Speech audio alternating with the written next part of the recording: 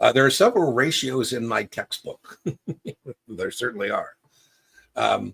On fundamental analysis. Well, Noah, I have a video on fundamental analysis. It's a class replay where I tear apart a balance sheet. I'll link that in the video description and check that out.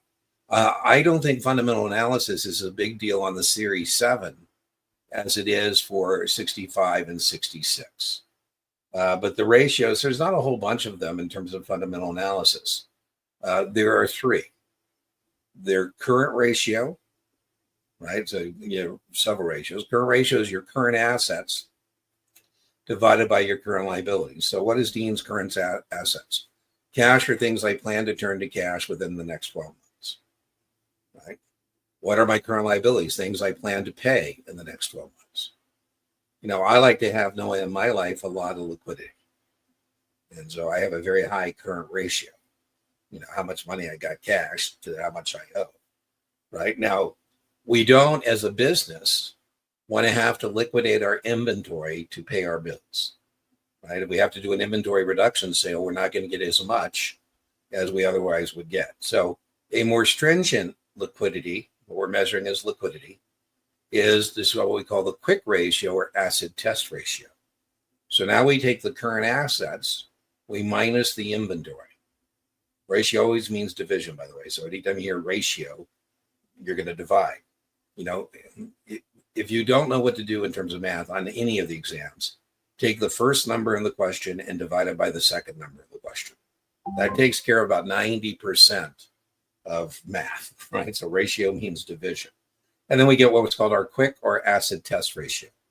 Now, in my personal balance sheet, by the way, the balance sheet tells one, two levels, customer level, but also, you know, fundamental analysis. And, you know, in my situation, Guru Exam Prep, I don't have any inventory purposely, right? I don't have books. I don't sell books. I don't sell notes. I don't sell any of that stuff.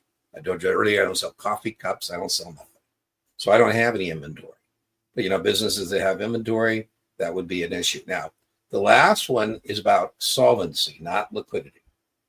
Solvency is different than liquidity. Liquidity, you know, I had my friends start picking up my bar tabs in San Francisco. This was, 10, 15 years ago. And I thought, what is up? Why are, people starting to pick up my bar tab? And they didn't understand what I said. I had a liquidity crisis. They thought I was poor. I'm not poor. I was just sucking it up because I didn't want to have to sell a long-term asset, turn it into cash. So I thought I'll just suck it up and I'll get my taxes paid and life will be good. So finally I said, what is this about? And they said, oh, Dean, we hear you're having financial difficulties. I go, no. It's not, I'm fine. So in terms of capitalizing a business, a corporation, there's no such thing as a corporation that hasn't issued common stock. So we're going to have in capitalization, certainly going to have equity, common stock. We might issue preferred stock. We might also have retained earnings that we didn't distribute to shareholders. So that's the equity component of the balance sheet. Now, in my case, I have no long-term liabilities, so it would be almost impossible for me to go bankrupt because I don't owe anybody any money. In a company that doesn't issue any bonds, okay, well, all they have is equity, right? But some companies issue both equity and debt. So capitalization of a corporation is the equity, shareholder equity, plus the long-term debt, the bonds. That's called total capitalization. Right now, some of the tech companies, Alphabet, Microsoft, are saying one of the advantages they have is the amount of capital they have. They can throw tens and 30, 40 meta billions of dollars building data centers because they have those resources, right? So this is also a function of resources. All right, now the last ratio we're concerned with is debt to total capital. How leveraged is our corporation? Leverage is financial speed, right? And that would be our last one. Debt, long-term debt, bonds, divided by total cap. Again, for solvency. Think about it as a mortgage. I ask, how did you capitalize your house?